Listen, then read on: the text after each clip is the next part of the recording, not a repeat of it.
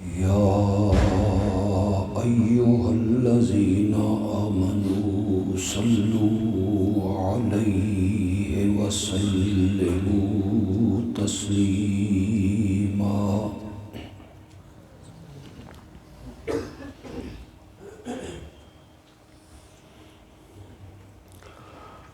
اللهم صل على محمد وعلى آل محمد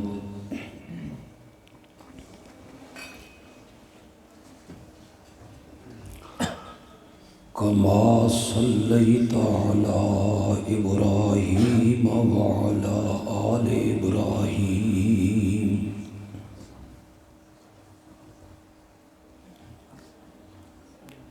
إنك حميد مجيد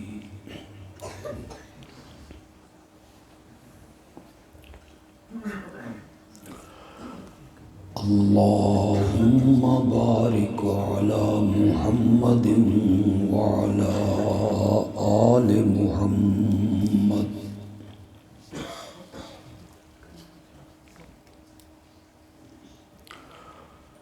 كما باركت على إبراهيم وعلى آل إبراهيم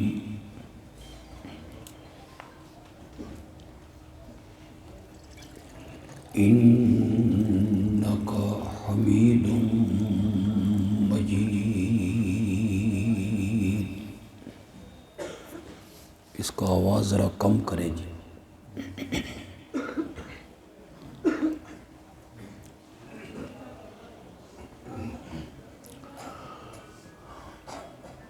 آج کی یہ مبارک تقریب کم کریں کم کریں.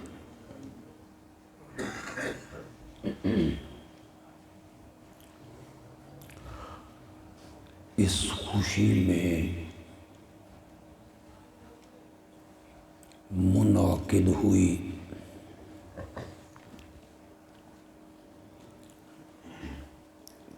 کہ یہاں کے ایک خوش نصیب ہمارے عزیز نے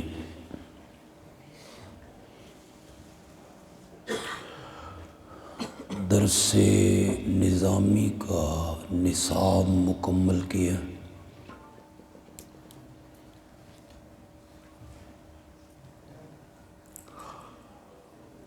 ہم سب کی یہ دعا ہے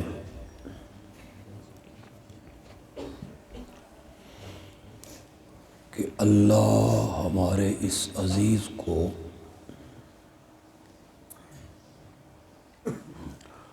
عالم ربانی بنائے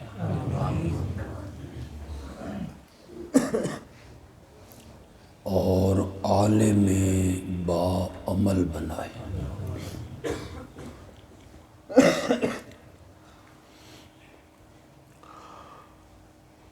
اشتہاروں پر جو عنوان تجویز ہوا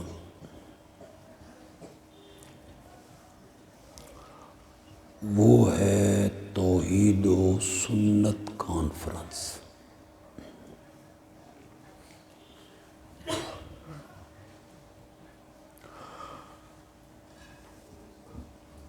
یقیناً آپ سب حضرات میرے ساتھ اتفاق کریں گے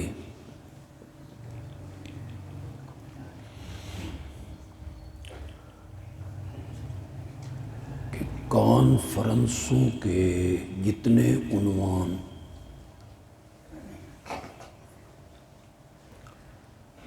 اور جلسوں کے جتنے موضوع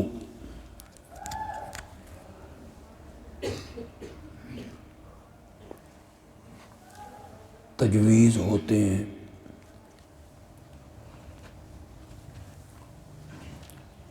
ان سب عنوانوں میں اگر کوئی سب سے زیادہ خوبصورت عنوان ہے تو وہ توحید کا عنوان.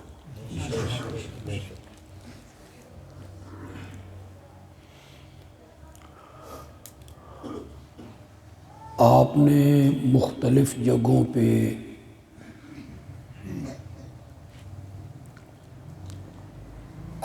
کانفرنسوں کا عنوان دیکھا ہوگا، ختم نبوت کانفرنس۔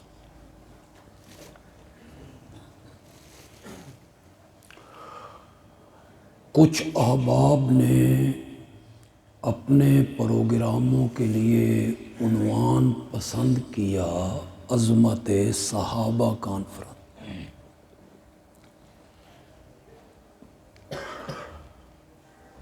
کچھ نے عنوان رکھا فکر آخرت کانفرنس۔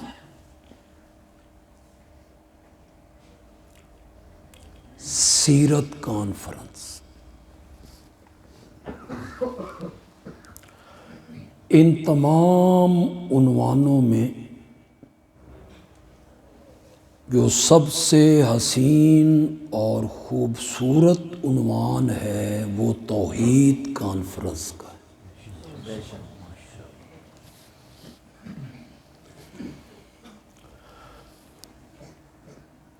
میری اس گزارش کو منفی رنگ میں نہ لیجیے،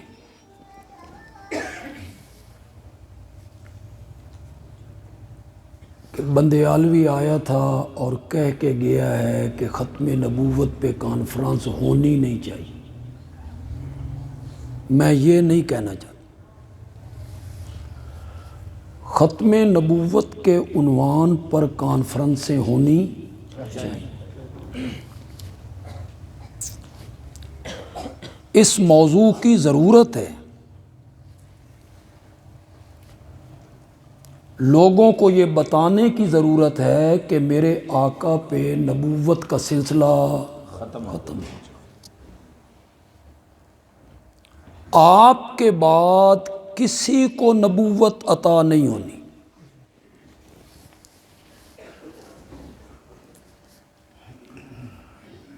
اب وہ ماں ہی نہیں ہے جو نبی جنے، سلسلہ ختم ہو جائے۔ لوگوں کو یہ بتانے کی ضرورت ہے۔ میں یہ بھی نہیں کہنا چاہتا کہ عظمت صحابہ کے عنوان پر جلسے کانفرنسیں نہیں ہونی چاہیے، ہونی چاہیے، اس کی بہت ضرورت ہے۔ لوگوں کو یہ بتایا جائے کہ انبیاء کے بعد اس آسمان نے صحابہ جیسے لوگ کبھی نہیں دیکھے۔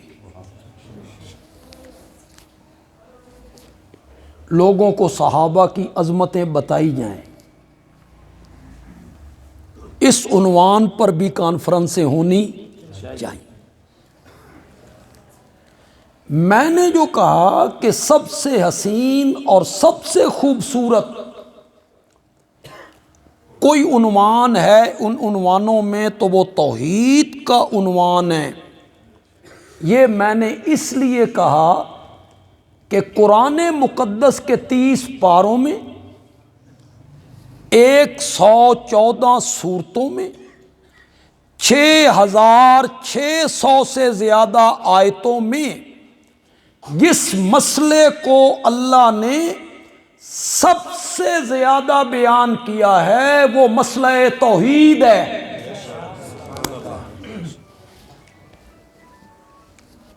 ختم نبوت کو بھی بیان کیا۔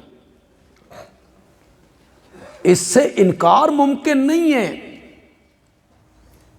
دیوبند کے ایک بہت بڑے عالم گزرے ہیں، مفتی اعظم پاکستان حضرت مولانا مفتی محمد شفیع رحمۃ اللہ علیہ۔ انہوں نے ختم نبوت کے عنوان پر کتاب لکھی اور 100 قرآن کی آیتیں پیش کیں۔ سبحان اللہ نہیں کہو گے نا؟ کتنی آیتیں پیش کی؟ 100 آیتیں۔ 100 آیتوں سے آقا کی ختم نبوت کو انہوں نے بیان کیا۔ قرآن میں میرے آقا کی ختم نبوت کا جگہ جگہ ذکر ہے۔ میں قرآن کا طالب علم ہوں، میں نے قرآن کی تفسیر سبکن پڑھی ہے، صرف جلالین نہیں، سبکن پڑھی ہے، سبکن، اور اس ہستی سے پڑھی ہے جو علاقہ چھچ کا ہیرو ہے،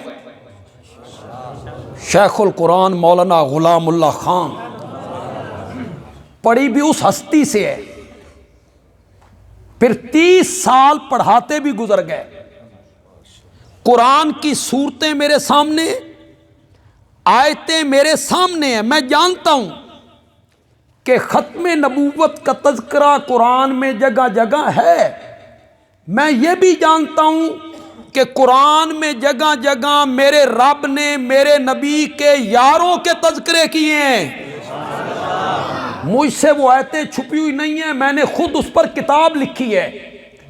میری جو خطبات بندیالوی کی 7ویں جلد ہے نا، اس میں نے شروع کی تھی تو میرا ذہن یہ تھا کہ میں 100 آیتیں صحابہ کی عظمت میں پیش کروں گا، پھر وہ 100 سے بڑھ گئیں، پھر میں نے کہا چلو 200، پھر وہ 200 سے بڑھ گئیں، میں نے کہا چلو 300، پھر وہ 300 سے بڑھ گئیں۔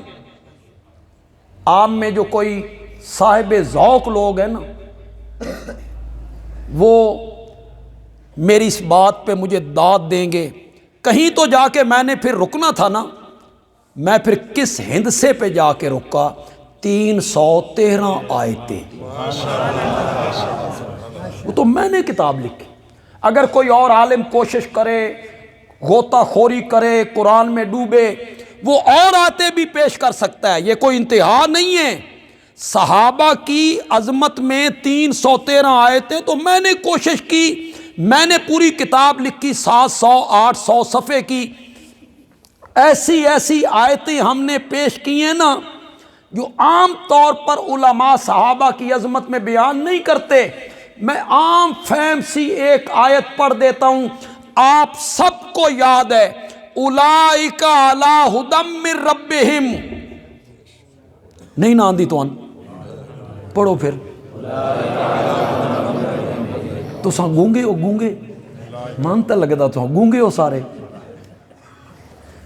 میں تو قبرستان اج کدی تقریر کیتی بھی نہیں، میں تو زندوں میں تقریر کیا کرتا ہوں، کدی میرے معاویہ مسجد نمازی انہوں آ کے ویکھو، پڑھو نا میرے ساتھ، ہر حرف پہ 10 نیکیاں ملیں گی، ہر حرف پہ 10 نیکیاں ملیں گی، مفت میں نیکیاں مل رہی ہیں۔ اولئک علی ھدی من ربہم واولئک ھم المفلحون، یہی لوگ ہیں، یہی لوگ ہیں دنیا میں اپنے رب کی طرف سے ہدایت پر، وَأُولَئِكَ هُمُ الْمُفْلِحُونَ، اور آخرت میں بھی کامیاب ہونے والے یہی لوگ ہیں۔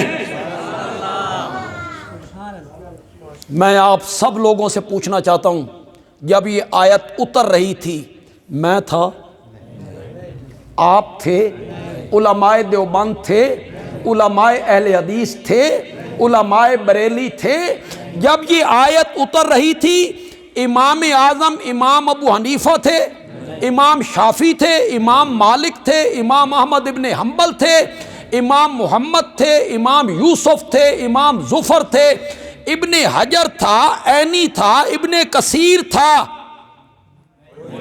شیخ عبد القادر جیلانی، با یزید بستامی، علی حجویری، معین الدین چشتی، کوئی بھی نہیں تھا جب یہ آیت اتر رہی تھی تو اس وقت میرے نبی کے صحابہ تھے۔ پھر ہمیں بتا یہ رب کن کو کہہ رہا ہے؟ یہی لوگ ہیں اپنے رب کی طرف سے ہدایت پر دنیا میں، وَأُولَئِكَ هُمُ الْمُفْلِحُونَ، اور قیامت کے دن کامیاب ہونے والے بھی۔ یہ ساری آیتیں میرے سامنے ہیں، کوئی آیت مجھ سے پوشیدہ نہیں ہے۔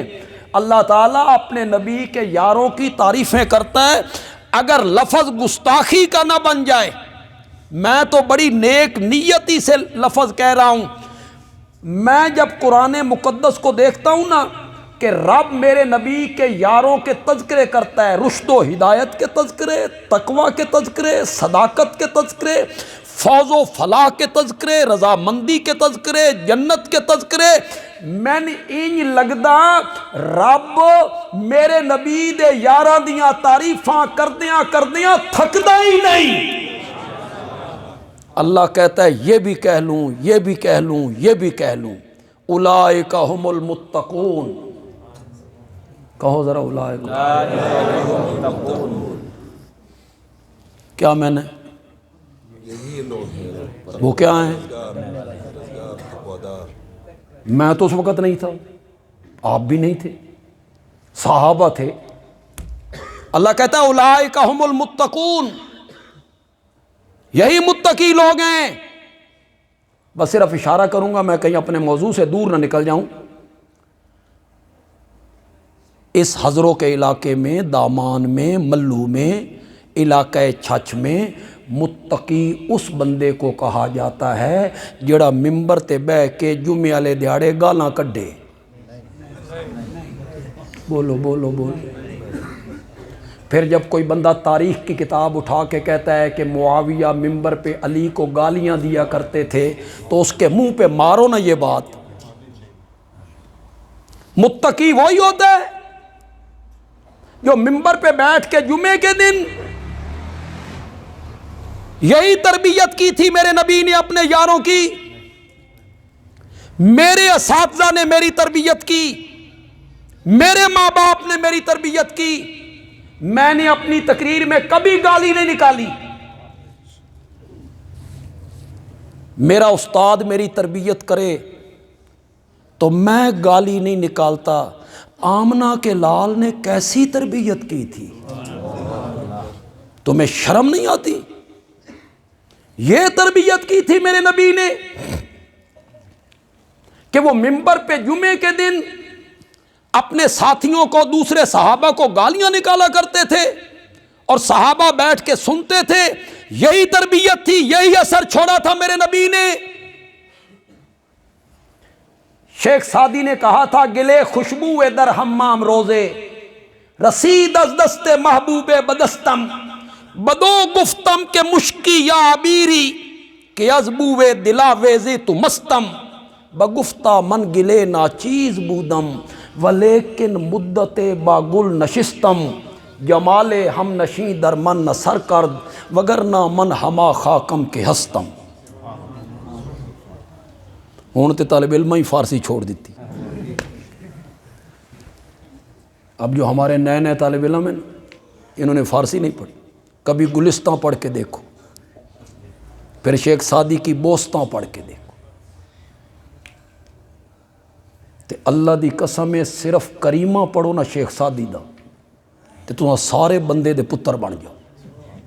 صرف کریمہ، اس پر عمل کر کے، جو شیخ سعدی نے کریمہ میں نصیحتیں کی ہیں نا، سبحان اللہ۔ اب بھی علماء کو پڑھنا چاہیے، کریمہ پڑھنا چاہیے۔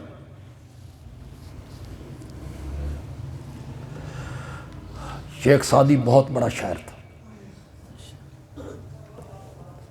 شیخ سعدی کہتا ہے نہاد شاخ پر میوہ سر بر زمین، جس شاخ پہ پھل لگا ہوا ہوتا ہے نا وہ زمین کی طرف جھکی ہوئی ہوتی ہے، اور جس پہ کوئی پھل نہ ہو۔ تو شیخ سعدی کہنا چاہتا ہے اگر اللہ کوئی پھل لایا نا تین، اچھا مدرس ہے، اچھا خطیب ہے، دولت ہے، پیسہ ہے، تو اس ٹہنی کی طرح اپنے اندر عاجزی پیدا کر۔ نہاد شاخ پر میوہ سر بر زمین۔ فارسی میں تو میں نے شعر پڑھ دیے، اردو ترجمہ کرتے خدا دی خود نہ جو اس دا ستیہ ناس نہ کرنا۔ بندیالوی نے یہ شعر کیوں پڑھے؟ سمجھ آ جائے نا درمیان میں تو آپ کی سبحان اللہ بتائے گی کہ آپ سمجھ گئے کہ میں نے یہ شعر کیوں پڑھے۔ شیخ سعدی کہتا ہے خوشبودار مٹی میرے ہاتھ میں آئی، میں نے اس مٹی سے پوچھا تو کستوری ہے یا عنبر ہے کہ تیری خوشبو سے میرا دل خوش ہو گیا ہے۔ تجھ سے خوشبو آ رہی ہے مٹی سے.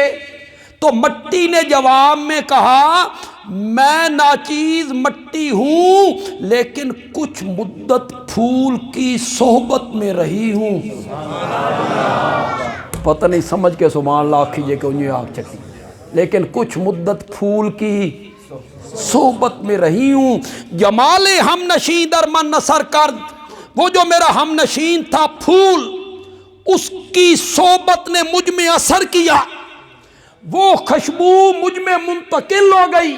بندی عالوی کہتا ہے مٹی کو پھول کی صحبت مل جائے تو مٹی خوشبودار ہو جاتی ہے. جن خوش نصیب لوگوں کو 23 سال محمد عربی کی صحبت مل گئی تھی،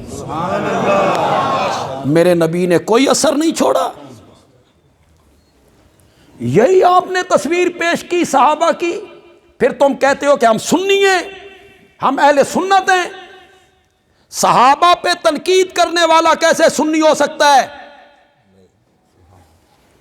صحابہ کی غلطیاں گنوانے والا کیسے سنی ہو سکتا ہے؟ چلو اس بحث کو چھوڑو، واپس موڑاؤ. تو قرآن میں صحابہ کا تذکرہ بھی موجود ہے، اس سے انکار ممکن نہیں. علماء کا تذکرہ بھی، شہداء کا بھی ہے، اولیاء کا بھی ہے. نماز، روزہ، حج، زکوٰۃ موجود ہے. عرفات، مزدلفہ قرآن میں موجود ہے. پڑوسیوں کے حقوق، والدین کے حقوق قرآن میں بولو ذرا موجود ہیں. نکاح، طلاق، عدت، رضاعت، وراثت، قصاص، یہ سارے مسائل قرآن میں موجود ہیں. اس سے انکار ممکن نہیں ہے، یہ سب ہمارے سامنے ہیں. میں کہنا یہ چاہتا ہوں کہ قرآن مقدس میں سب سے زیادہ جس مسئلے کو میرے رب نے بیان کیا ہے وہ مسئلہ توحید ہے. جگہ جگہ اس کو بیان کیا. کبھی عقلی دلائل دے کے، کبھی پہلے نبیوں سے دلیل نقل کر کے، کبھی خوشخبریاں سنا کے، کبھی ڈراوے سنا کے، کبھی مثالیں دے کے، ہر حربہ استعمال کیا میرے رب نے توحید کو سمجھانے کا. آپ کی سطح پہ اتر کے رب نے بیان کیا، آپ کی سطح پہ اتر کے. اللہ تعالیٰ کہتے ہیں ایک ملازم ہے، ایک غلام ہے، اس کے کئی مالک ہیں. غلام ایک، نوکر ایک، مالک کئی. اور مالک بھی متشاکسون، ضدی، ہٹ دھرم، کمپرومائز نہیں کرتے. ایک مالک کہتا ہے تیاری کر، میں تین صبح پشاور بھیجنا. دوسرا مالک کہتا ہے اس نو گولی مار، میں تین راول پنڈی بھیجنا. نوکر ایک، مالک کئی. اس کے مقابلے میں ایک ایسا غلام ہے جس کا مالک صرف ایک ہے. اللہ یہ مثال دے کے پوچھنا چاہتی ہیں کیڑا غلام چنگا؟ اسی تے بولو، مشکل سوال ہے. او مالک چنگا جس دے کئی مالک، او غلام چنگا جس دے کئی مالک نہیں. شاباش شاباش. اس کا ایک ہی مالک. بھورے جتنی عقل بھی ہوگی نا، بھورے جتنی، اس کا جواب بھی یہی ہوگا نوکر اوہ چنگا جس دا ایک مالک ہوئے. رب نے مثال دے کے سمجھایا بندہ وہ اچھا نہیں ہے جس کے کئی مشکل کشا ہوں، بندہ وہی اچھا ہے جس کا ایک ہی مشکل کشا ہو. مثالیں دے دے کے قرآن نے سمجھا. آپ کی سطح پہ اتر کے میرے رب نے اس مسئلے کو سمجھانے کی کوشش کی. پھر اللہ نے ایک اور سوال کیا، تمہارا پیارا نوکر ہو، غلام ہو، سیلز مین ہو، محبت ہو اس سے، پیار بھی ہو اس سے، اسے اپنی ملکیت میں شریک بناتے ہو؟ تو میرا پیارا نوکر ہے، آدھی دکان میری آدھی تیری، بولو، آدھی زمین میری آدھی تیری، آدھی فیکٹری میری آدھی تیری، آدھا سونا میرا آدھا سونا تیرا، بناتے ہو ملکیت میں شریک، جتنا بھی پیارا نوکر ہو۔ یہ مثال دے کے اللہ نے سمجھایا، جس طرح تو اپنے پیارے نوکر کو اپنی ملکیت میں شریک نہیں بناتا، میں بھی اپنی صفتوں میں اپنے پیاروں کو شریک ہر طریقے سے اس مسئلہ توحید کو بیان کیا۔ اس پر اس نے دلائل کی بارش رب نے برسا دی، ڈراوے سنائے۔ پتہ نہیں میں نے اس علاقے میں پہلے کبھی یہ بات کہی یا نہیں کہی، شاید کہی ہو، کبھی پرانی بات ہو گئی۔ ہماری جماعت کے جو شیخ ہیں نا، شیخ القرآن مولانا غلام اللہ خان رحمۃ اللہ علیہ کے بھی استاد، وہ ہیں رئیس المفسرین مولانا حسین علی رحمۃ اللہ۔ یہ حضرت شیخ الحدیث صاحب ورغشتی والے، یہ ان کے شاگرد بھی تھے، ان کے مرید بھی تھے، انہی کے مولانا حسین علی کے۔ مولانا حسین علی کوئی معمولی آدمی نہیں ہے، وہ براہ راست شاگرد ہے امام الہند مولانا رشید احمد گنگوہی کا۔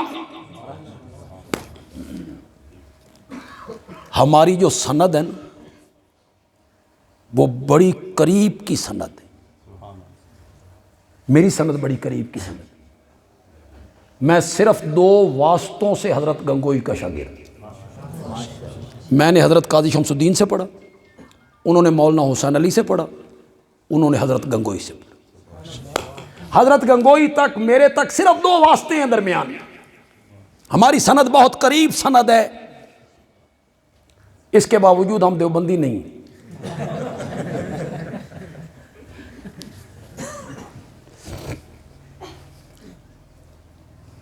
مولانا حسین علی رحمت اللہ علیہ، ان کا ایک مقولہ سنانا چاہتا ہوں۔ اہل علم لوگ تو بڑا لطف لیں گے، جو موحد لوگ بیٹھے ہیں، توحید سے محبت کرنے والے ہیں، انہیں بھی بڑا لطف حاصل ہو۔ سناواں کہ نہ سناواں؟ یہ جو بات میں سنانے لگا ہوں نا، میرے کسی استاد نے مجھے نہیں سنائی۔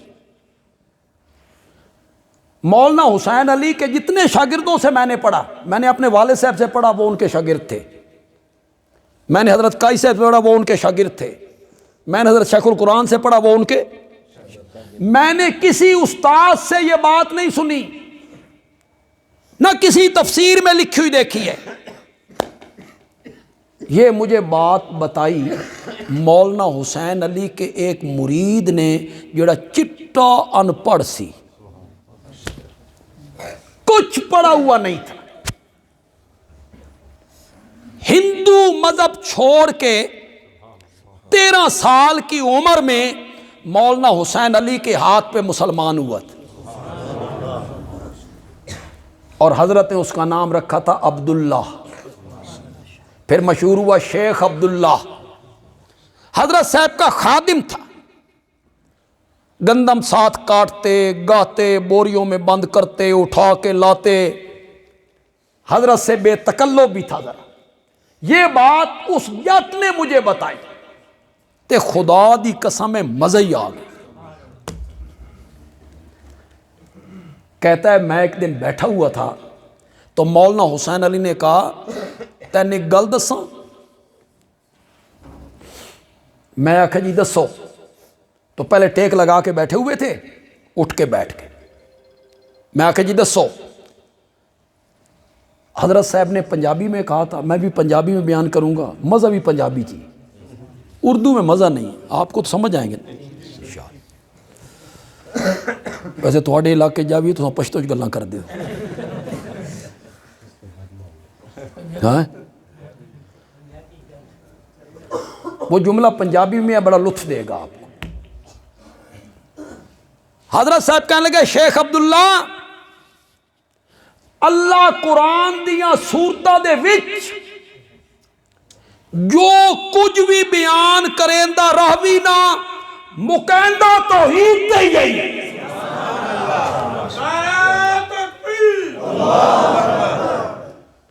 اللہ قرآن دیاں سورتاں دے وچ جو کچھ بھی بیان کریندہ راوی نا جب اس سورت کو ختم کرنے پہ آتے ہیں نا تو کس مسئلے پہ آ کے ختم کرتے ہیں. پھر میں نے اکثر سورتوں کو دیکھا. سورت ہجر کو رب نے ختم کیا وَاعْبُدْ رَبَّكَ حَتَّى يَأْتِيَكَ الْيَقِينُ. موت کے آنے تک ساری زندگی عبادت کر تو کس کی عبادت کر. کس مسئلے پہ آ کے ختم کی؟ وَاعْبُدْ رَبَّكَ حَتَّى يَأْتِيَكَ الْيَقِينُ. پھر اللہ نے سورت ہود کو ختم کیا لِلَّهِ غَيْبُ السَّمَاوَاتِ وَالْأَرْضِ وَإِلَيَّ يُرْجَعُ الْأَمْرُ كُلُّهُ فَاعْبُدْهُ. کس مسئلے پہ آ کے ختم کیا؟ عالم الغیب بھی میں ہوں وَإِلَيَّ يُرْجَعُ الْأَمْرُ كُلُّهُ مختار کل بھی میں ہوں. یہ دونوں صفتیں میری ہیں. فَاعْبُدْهُ تو پھر عبادت بھی اسی کی کر جو عالم الغیب ہے اور جو مختار کل. کس پہ آ کے ختم کیا؟ توحید پر آ کے. سورت بنی اسرائیل کو کس پہ آ کے ختم کیا؟ توحید پہ آ کے کیا. سورت مومنین کو کس پہ ختم کیا؟ توحید پہ آ کے ختم کیا. سورت کہف سورت کہف میں اصحاب کہف کا ذکر کرتے رہے, ذوالقرنین کا کرتے رہے, حضرت خضر کا کرتے رہے. اللہ جواب دیتے رہے اصحاب کہف بھی معبود بننے کے لائق نہیں, ذوالقرنین بھی عبادت کے لائق نہیں, خضر بھی عبادت کے لائق نہیں, جن بھی عبادت کے لائق نہیں. یہ ساری صورت میں اللہ بیان کرتے رہے. آخری آیت پہ جب پہنچے نا سورت کاف کی آخری آیت, اللہ نے فرمایا قل انما انا بشر مثلکم یوحی الی انما الہکم الہ.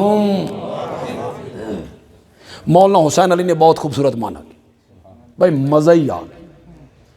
قرآن فہمی اسے کہتے ہیں. اصحاب کعب بھی معبود نہیں, ذوالقرنین بھی معبود نہیں, حضرت خضر بھی معبود نہیں, جنات بھی عبادت کے لائق نہیں. آخری آیت میں اللہ کہنا چاہتے ہیں میرے پیارے پیغمبر ہو سکتا ہے کوئی بندہ یہ کہے کہ اصحاب کعف عبادت کے لائق نہیں, ٹھیک, حضرت خضر عبادت کے لائق نہیں, ٹھیک, ذوالقرنین عبادت کے لائق نہیں, ٹھیک, لیکن آمنہ کے لال کی تو بات ہی اور ہے. یہ تو کائنات کا سرتاج ہے, یہ تو نوریوں ناریوں خاکیوں کا سردار ہے, یہ تو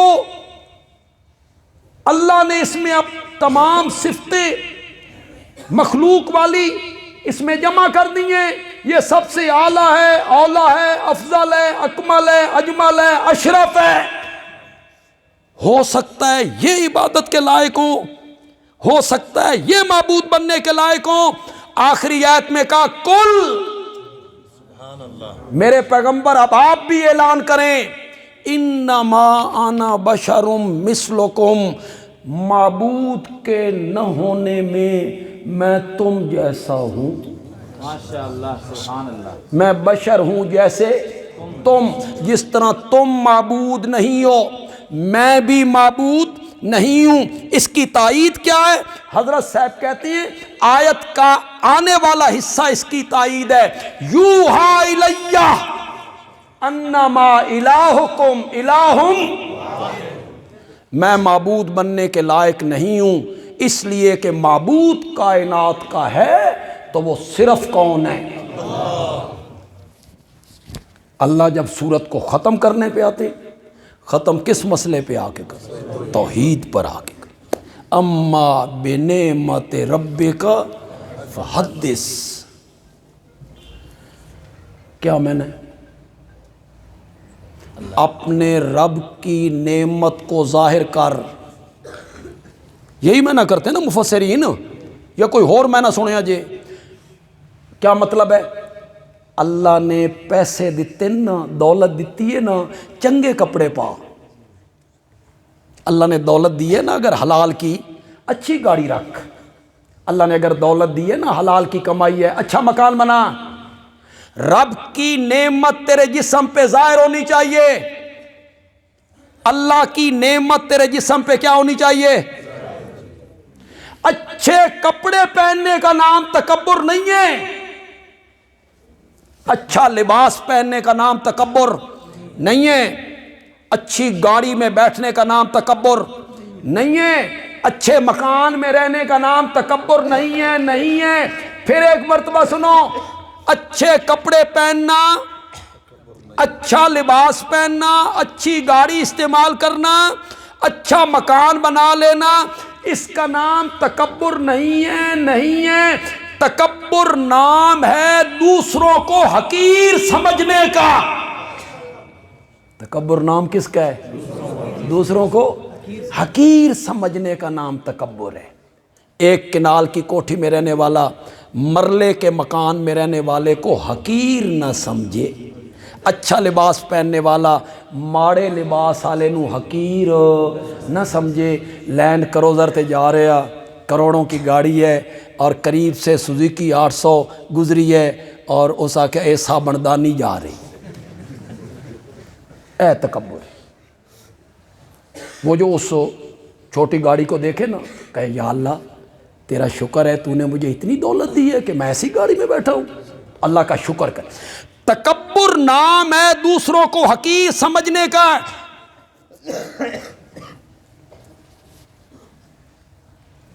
دوسروں کو حقیر نہ سمجھا۔ تو میں نہ کیا کرتے ہیں؟ اپنے رب کی نعمت کو کیا کر؟ ظاہر کر۔ رب نے نعمت کی ہے نا، تیرے جسم پہ نظر آنی چاہیے۔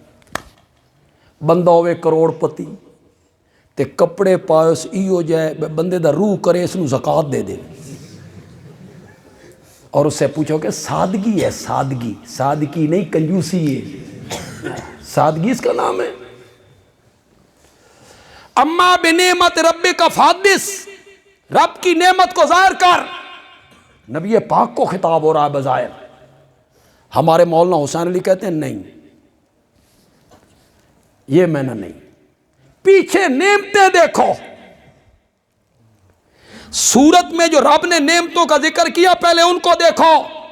2 قسمیں اٹھا کر اللہ نے اپنے نبی سے 3 وعدے کیے۔ کتنے وعدے؟ ذرا توجہ میرے پاس کرو، میں تو سورہ زوا سمجھا دیں اور یوں چٹکی میں سمجھا دوں۔ قسمیں کتنی اٹھائیں؟ 2، دن کے چڑھنے کی، رات کے چھا جانے کی، 2 قسمیں اٹھائیں۔ وعدے کتنے کی؟ ما ودعک ربک وما قلی، تیرے رب نے تجھے چھوڑا بھی نہیں، تیرا رب تجھ سے ناراض بھی نہیں ہوا۔ وہ جو وہی بند ہو گئی تھی نا کئی دن، تو مشرکین نے کہا تھا محمد دا رب رس گیا، ناراض ہو گیا، ہن وہی نہیں آندی۔ کسی نے کہا جن تھے جی، شیطان تھے جی، جو جس کے منہ میں آیا وہ بکتا چلا گیا۔ تو میرے نبی پریشان ہوئے، رب نے تسلی دی، 2 قسمیں اٹھائیں۔ مجھے دن کے چڑھنے کی قسم ہے، رات کے چھا جانے کی قسم ہے۔ کہنا کیا چاہتے ہیں اللہ؟ کہنا اللہ یہ چاہتے ہیں میرے پیغمبر، وقت ہمیشہ ایک جیسا نہیں رہتا، کبھی دن ہوتا ہے، کبھی رات ہوتی ہے، کبھی وہی اترتی ہے، کبھی وہی رک جایا کرتی ہے، کبھی وہی اترتی ہے، کبھی وہی رک جایا کرتی ہے۔ 3 وعدے کیے، ما ودعک ربک وما قلی، تیرے رب نے تجھے چھوڑا بھی نہیں، تیرا رب تجھ سے ناراض بھی نہیں ہوا۔ ایک وعدہ، وَلَلْآخِرَةُ خَيْرٌ لَكَ مِنَ الْأُولَىٰ، تیری ہر آنے والی گھڑی پچھلی گھڑی سے بہتر ہوگی۔ آگے، وَلَسَوْفَ يُعْطِيكَ رَبُّكَ فَتَرْضَىٰ، میرے پیغمبر میں تجھے اتنا دوں گا، اتنا دوں گا، اتنا دوں گا کہ تو خود بول اٹھے گا کہ رب مولا میں راضی ہو گیا۔ کتنے وعدے کیے؟ قسمیں کتنی اٹھائیں؟ 2۔ وعدے کتنے کیے؟ 3۔ بڑے وعدے ہیں، اتنا دوں گا، اتنا دوں گا، اتنا دوں گا، تو راضی ہو جائے گا۔ بڑا وعدہ ہے، بڑا وعدہ ہے۔ ہر آنے والی گھڑی پچھلی گھڑی سے کیا ہوگی؟ بہتر ہوگی۔ اللہ آگے کہتے ہیں میرے پیغمبر میرے وعدے پہ یقین کر، میرے وعدوں پہ یقین کر، جو میں وعدے کر رہا ہوں یہ وعدے پورے کروں گا۔ ذرا پیچھے مڑ کے دیکھ، الم یجد کا یتیمن فآویٰ، آپ تو یتیم تھے، والد پہلے فوت ہو گیا، پھر والدہ، دادا، یتیم تھے۔ یتیم کی تو مکے میں کوئی قدر و قیمت نہیں ہوتی تھی، ہم نے آپ کے سر پر نبوت کا تاج پہنایا اور 14 طبقوں کا امام بنا کے رکھ دیا تھا۔ الم یجد کا یتیمن،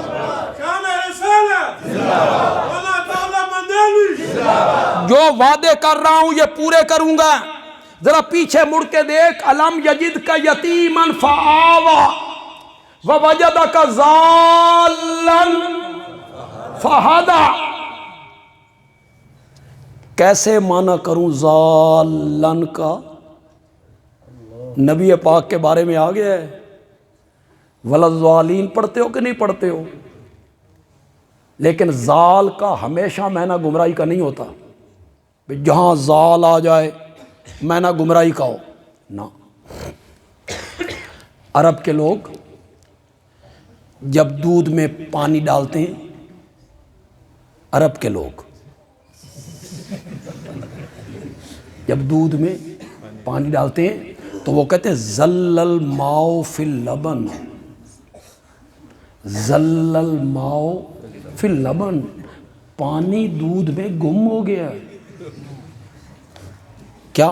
پانی نے اپنا تشخص کھو دیا، پانی نے اپنا رنگ کھو دیا، پانی نے قربانی دی۔ پانی نے کیا دی؟ قربانی دی، دودھ کا رنگ اختیار کیا۔ اپنا تشخص اور وجود مٹانا آسان ہوتا ہے؟ بولو تو صحیح یار۔ یہاں یار ایک بات ذہن میں آئی، چلو تھوڑی سی بات حضرت سیدنا صدیق اکبر پہ کریں یار، ماشاءاللہ، سبحان اللہ، رضی اللہ تعالی۔ ہجرت والی رات دونوں یار چلے نا، تو پیچھے مشرکین نے اعلان کیا، انعامی اعلان، اعلامی۔ ان توجہ کر لیجیے، فیل نہیں ہونا۔ کہنے لگے جو دونوں کا سر لائے نا، یا زندہ گرفتار کر کے لائے تو 200 اونٹ دیں گے، اور نبی کا سر لائے تو 150 دیں گے، ابو بکر کا لائے تو 50 دیں گے۔ ان سارے کر کے بہ گئے ہو، خود ہی نہیں تاریخ دیا کتابیں پڑھی ہیں، یہی اعلان ہوا تھا کہ نبی کا لائے تو 150 دیں گے، صدیق کا لائے تو 50 دیں گے۔ یہ اعلان نہیں ہوا، دونوں کا لائے تو 200 دیں گے، دونوں میں سے کسی ایک کا لائے، نبی کا لائے یا صدیق کا لائے تو 100 اونٹ دیں گے۔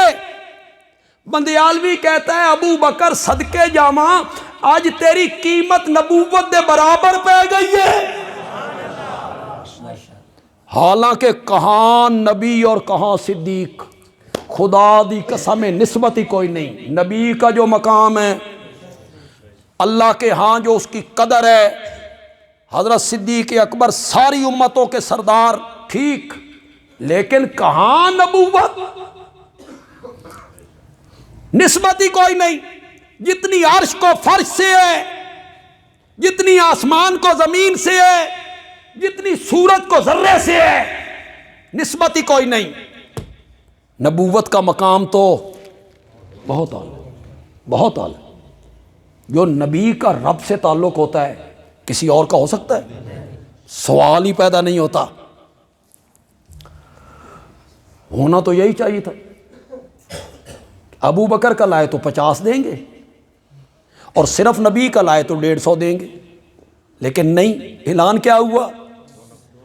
دونوں کا لائے تو 200 دیں گے، دونوں میں سے کسی ایک کا لائے 100 دیں گے۔ آج ابو بکر کی قیمت نبوت کے برابر پڑ گئی۔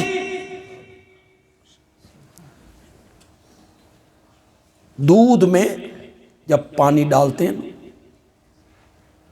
دودھ چیخاں بڑیاں مار دیں، دودھ کہتا ہے تیرا رنگ میرے رنگ جیا نہیں، تیرا ذائقہ میرے ذائقے جیا نہیں، تیری قیمت میری قیمت جی نہیں، تو کتھے بڑے آنا؟ تو پانی کہتا ہے میرے کول نہ پوچھ، پان والے کول پوچھ۔ ہمیں تو عربی ادب پڑھے بڑی مدت ہو گئی، پتہ نہیں کس کتاب میں پڑھا تھا کہ کیل جب ٹھونکتے ہیں نا دیوار میں، کیل ٹھونکتے ہیں نا تو دیوار کیل کو کہتی ہے تو کتھے بڑے آنا ہوئے؟ تو کیل کہتا ہے میرے کول نہ پوچھ، ٹھوکر والے کول پوچھ، اس سے پوچھ۔ پانی بھی کہتا ہے میرے کول نہ پوچھ، پان والے کول پوچھ، میں مندہ میرا رنگ تیرے رنگ جیا نہیں، میری بات توجہ سننی ہے، میرا ذائقہ تیرے ذائقے جیا نہیں، میری قیمت تیری قیمت جی نہیں، لیکن یار وفاداراں جب تجھ میں آؤں گا نا اپنا تشخص وجود مٹا دوں گا، تیرا رنگ اختیار کروں گا، اور میری قدر و قیمت کا اندازہ اس وقت ہوگا جب حلوائی چڑھائے گا چولہے پر اور نیچے جلائے گا آگ، جب تک میرا ایک قطرہ بھی تیرے اندر موجود رہا ساری آنچ خود سہ لوں گا، تجھ پہ آنچ نہیں آنے دوں گا۔ دودھ کہتا ہے یہ ایڈا ہی وفادار ہے نا، آجا جیڑی قیمت میری ہوئی تیری، قیمت میری ہوئی تیری۔ پانی کس بھاؤ بک گیا؟ دودھ کے بھاؤ۔ دودھ کیوں؟ اے صبح شربت روح افزا پا کے بیچنا، بیچنا شربت روح افزا پانا دودھ تے بیچنا، سرکہ پا کے بیچنا، الٹا دودھ بھی خراب ہو جائے گا۔ کیوں؟ شربت روح افزا نے قربانی نہیں دی، سرکے نے قربانی نہیں دی، دودھ نے پانی نے وجود مٹایا، وجود مٹایا۔ حضرت ابو بکر ہجرت والے سفر میں کبھی آگے کبھی پیچھے، کبھی دائیں کبھی بائیں، میرے آقا کہتے ہیں ابو بکر میرے نال نال ٹرنا، کدی اگے تے کدی پیچھے، کدی سجے تے کدی کھبے۔ یا رسول اللہ جب آگے چلنے لگتا ہوں خیال آتا ہے کہیں دشمن پیچھے سے نہ آ جائے، تو پھر پیچھے چلنے لگتا ہوں کہ جو آنچ آنی ہے مجھ پہ آئے، آپ پہ نہ آئے۔ میرے نبی نے کہا جو ایڈا ہی وفادار ہے تے پھر آ جا، جیڑی قیمت میری ہوئی تیری۔ ابو بکر کی قیمت بھی نبوت کے برابر پڑ گئی۔ پانی دودھ میں گم ہو گیا، ذل الماء فی اللبن، اپنے آپ کو مٹا دینا، پریشان ہونا، افسردہ ہونا، تلاش میں رہنا، اس معنوں میں استعمال ہونے لگا۔ اب بندیالوی معنی کرنے لگا ہے، علماء پسند کر لے تو کہیں بندیالوی اچھا معنی کر گیا ہے۔ وَوَجَدَكَ ضَالًّا فَهَدَىٰ، میرے پیارے پیغمبر تو مجھ تک آنے کے لیے پریشان پھرتا تھا، میں نے تجھے اپنے تک آنے کا راستہ دکھا دیا ہے، راستہ دکھا۔ وَوَجَدَكَ عَائِلًا فَأَغْنَىٰ، آپ تو تنگ دست تھے۔ عام مفسر معنی کرتے ہیں خدیجہ کے ساتھ شادی کروا کے ہم نے آپ کو غنی کر دی،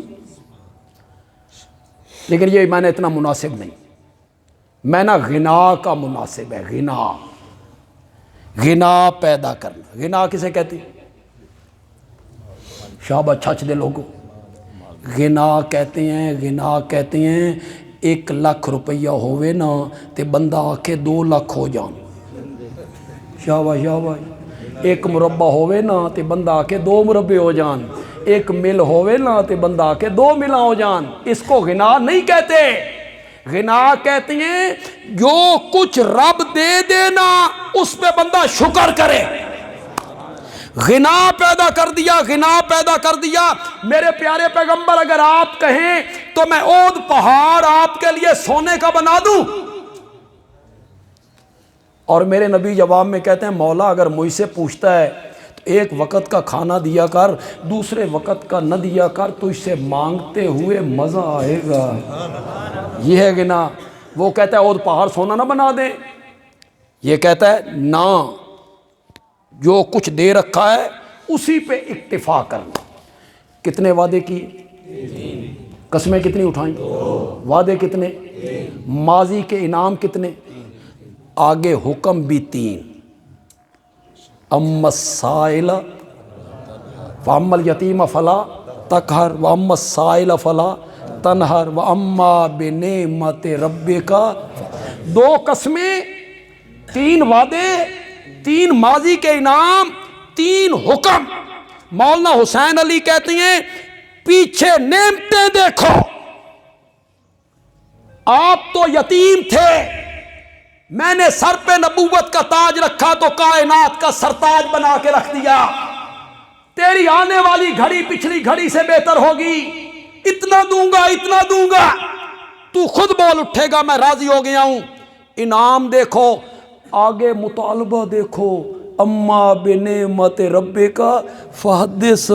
رب کی نعمت تیرے جسم پہ ظاہر ہونی چاہیے. جو رب نے نعمت کی ہے وہ ظاہر ہونی چاہیے. اتنا سا مطالبہ کرنا تھا رب نے.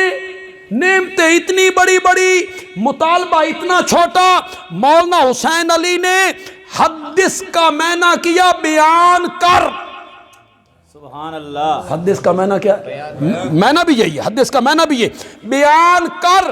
نعمت ربک سے مراد ہے توحید. اللہ کہتی ہے میرے پیارے پیغمبر یہ جو میں نے قرآن والی نعمت تجھے عطا کی ہے نا, اسے کھول کھول کے لوگوں کے سامنے بیان کیا کر. وَأَمَّا بِنِعْمَةِ رَبِّكَ فَحَدِّثْ.